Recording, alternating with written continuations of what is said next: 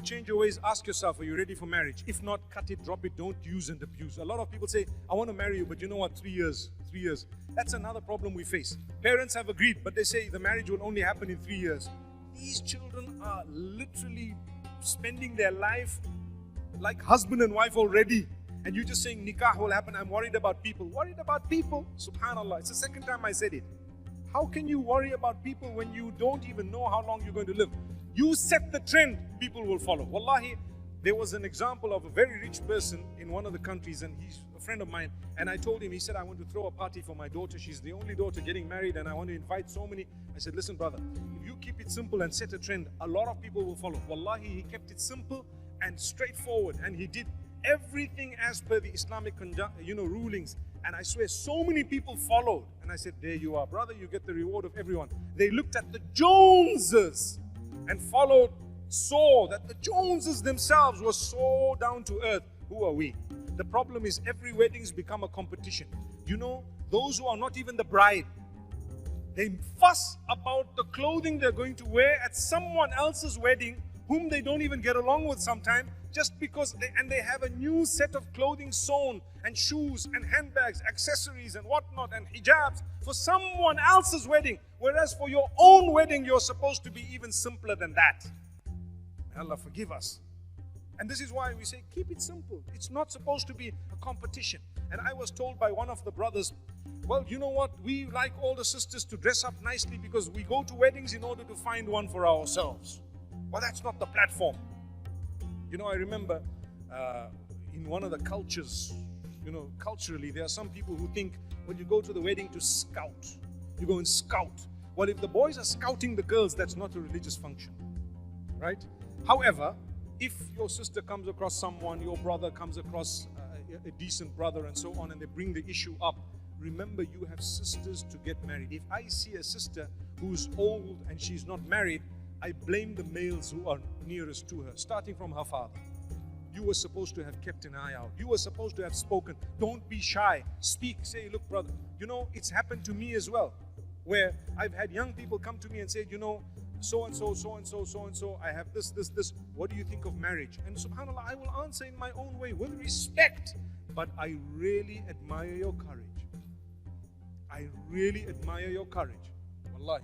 And I believe that that's the right thing, because who knows, you will ask 5 or 10 people, and one of them, who's the right one chosen by Allah, will probably say, hey, mashallah, let's take it a step further. And you might end up getting married, but you've done nothing.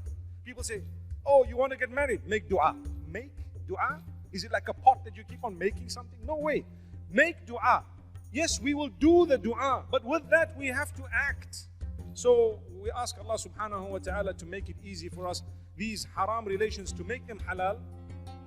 You need to make sure that you get the nikah done. Simple as that. Even if you cannot afford to live with each other now, I encourage your parents, I encourage all parents out there to look into the following scenario. And that is, if your children cannot afford to live with each other in the same home for now, let the nikah happen and let them live separately. No one said that they have to live together right now. But if the nikah has taken place, and then what will happen? At least the relationship is halal. So you are invoking the mercy of Allah. The mercy of Allah descends on you. This is how you will achieve. If there's no mercy, what are you going to achieve? Subhanallah. So you cannot continue to just say, this guy can't afford a home, and therefore when he has a job worth 130,000 pounds a year, when he's got a car and a house, then we will allow the nikah. Trust me, they're already living, like I said, husband and wife, committing every sin there is in the book. And you know what? You're just waiting for 10 years to pass. By that time, they could have had children who were already in the school. Subhanallah. Can I tell you what? A lot of the old people are very guilty of wanting their sons-in-law to be wealthy people when they married their own wives, who are the mothers of these same daughters. They didn't even have a pair of shoes. Do you know that? So don't make it a criteria. You need a home, you need a house. He just needs to be responsible. If he's responsible, he will take care of your daughter like he's taking care of everyone else. Subhanallah. He doesn't need to be a millionaire. Wallahi, if that was the case, the hadith would have said, إِذَا أَتَاكُم مَّنْ عِنْدَهُ مَالٍ فَزَوِّجُوهُ. If someone came to you, they have a lot of wealth, get them married. Never has that been a criteria. Subhanallah. Remember this, responsible individual. Yes, they may have to downgrade their lives. Some might be fortunate to upgrade a little bit. That can be taken away immediately. I know of so many people who were wealthy when they got married and they lost absolutely everything a little bit later down the line. And I know the opposite. People who were poor, they got married. Allah says in the Quran that if you marry and you are not able, meaning you're not so wealthy, if you do that in order to protect your chastity, Allah will grant you sustenance. He will make you wealthy. Listen in Surah An-Nur, Allah says, إِن يَكُونُوا فُقَرَاءَ يُغْنِهِمُ اللَّهُ مِن فَضْلِهِ.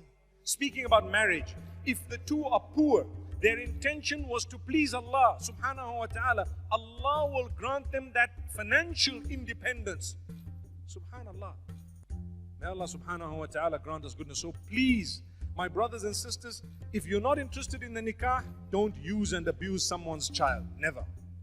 Don't play a game to say, we'll get married in 5 years. And within that time, the girl is waiting for you or the boy is waiting, for example, and 2 years later, you just say, not interested. You've broken not only their heart, you've destroyed a life. That's what you've done. The person could have actually gone and married someone else. However, the last thing I'm going to say here is that if you have committed sin in the past, you've done haram and so on, please, if Allah has made it such that the two of you are now getting married, seek Allah's forgiveness for whatever you've done in the past. Start a new leaf. People have committed adultery, whatever they've done, they're now getting married. They're now getting married. Seek Allah's forgiveness. Have your function in a proper way that will please Allah subhanahu wa ta'ala. Because what's the point of having a haram function when Allah's facilitated halal relationship? What's the point? Just have a simple function, beautiful, for the sake of Allah. Trust me, what you need most is contentment. You know, all the haram that happened in the function is not going to come to your aid. It will actually result in your detriment. To be honest, those who have had functions where haram has taken place, seek Allah's forgiveness. You will turn a new leaf and proceed. Because that function is a seed that you're sowing for the tree that's about to grow in your life. If it's a bad seed, do you expect a good fruit to come out of it? Well, if you engage in tawbah, still Allah's mercy will grant you good fruit. So please, let's mend our ways, let's come out. Allah's made it so easy.